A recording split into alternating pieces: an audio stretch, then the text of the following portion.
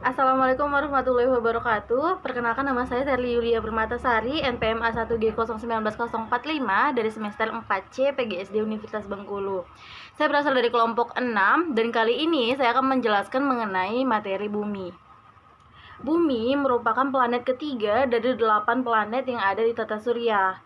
Bumi mengalami proses pembentukan perkembangannya dari miliaran tahun kemarin sampai hingga saat ini. Diperkirakan umur bumi mencapai 4,6 miliar tahun. Para ilmuwan mengemukakan teorinya untuk menjelaskan proses terbentuknya permukaan bumi. Teori pembentukan permukaan bumi itu terbagi menjadi 5 teori.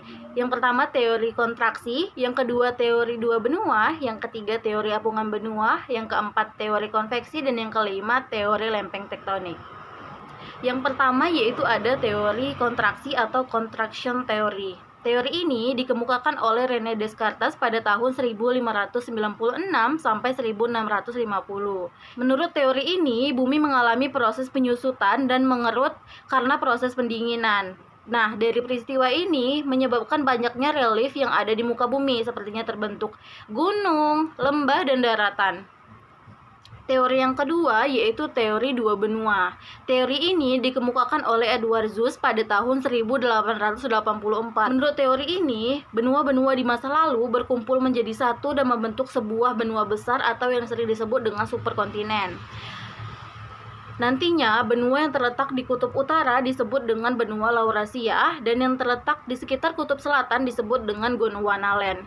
Kedua benua tersebut berjalan perlahan menuju ekuator dan terpecah, saling menjauh, dan akhirnya membentuk masing-masing daratan yang disebut dengan benua.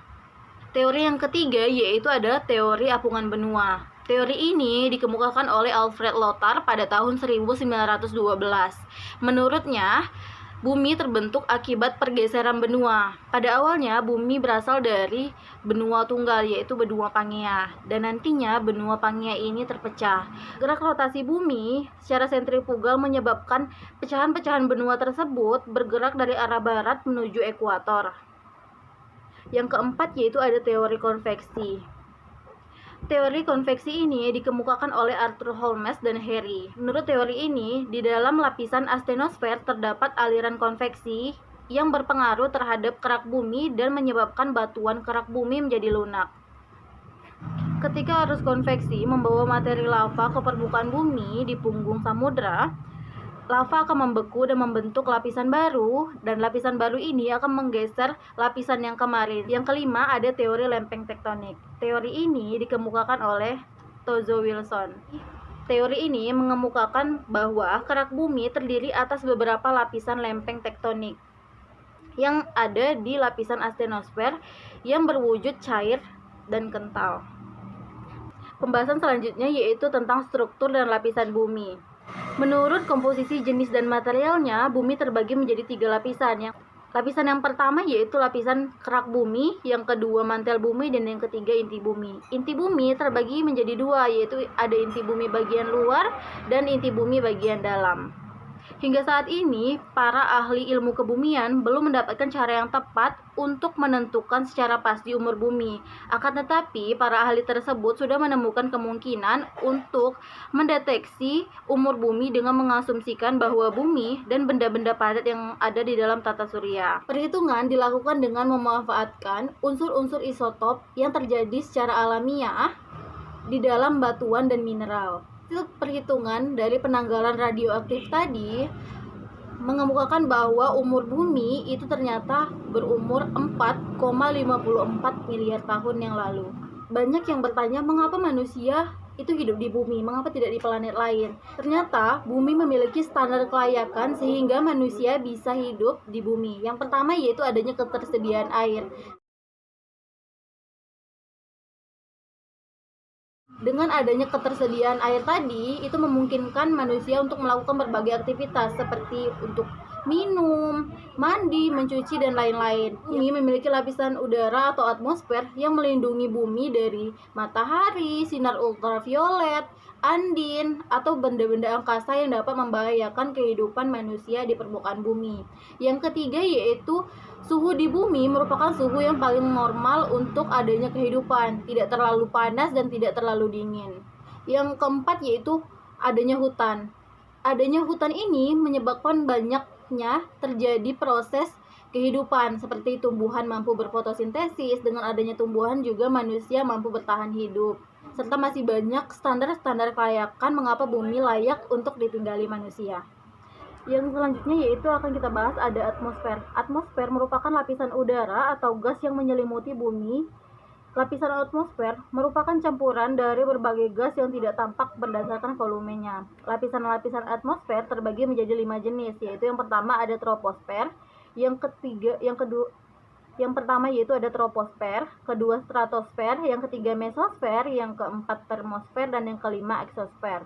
Manfaat atmosfer antara lain sebagai berikut. Yang pertama, menyediakan oksigen untuk bernapas. Yang kedua, melindungi bumi dari meteor dan benda-benda langit yang dapat membahayakan kehidupan manusia, hewan, dan tumbuhan. Yang ketiga, melindungi dari paparan sinar radiasi matahari. Selanjutnya yaitu hidrosfer. Hidrosfer merupakan lapisan air yang terdapat di permukaan bumi. Macam-macam siklus hidrologi. Yang pertama ada siklus kecil, siklus sedang, dan siklus besar. Yang kedua, proses yang mempengaruhi siklus air. Yang pertama yaitu evaporasi, transpirasi, presipitasi, runoff, infiltrasi atau penyerapan air ke dalam tanah, sublimasi, dan perlokasi. Yang selanjutnya yaitu perairan darat. Perairan darat terdiri atas sungai, rawa, danau, dan air tanah. Perairan laut bisa dilihat berdasarkan zona kedalamannya, berdasarkan letaknya, berdasarkan proses terjadinya, dan berdasarkan kesepakatan konveksi hukum laut internasional. Dan selanjutnya yaitu mengenai litosfer atau lapisan permukaan bumi. Yang pertama yaitu material dan penyusun litosfer. Yang pertama yaitu ada lapisan kerak bumi.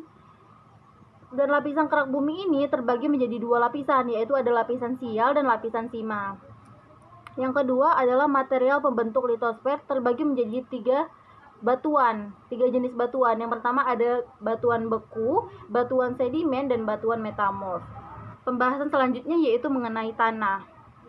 Berdasarkan ukuran partikelnya, tanah dibagi menjadi 3 kelompok, yaitu tanah dengan ukuran partikel kasar, partikel halus, dan tanah dengan organik tinggi.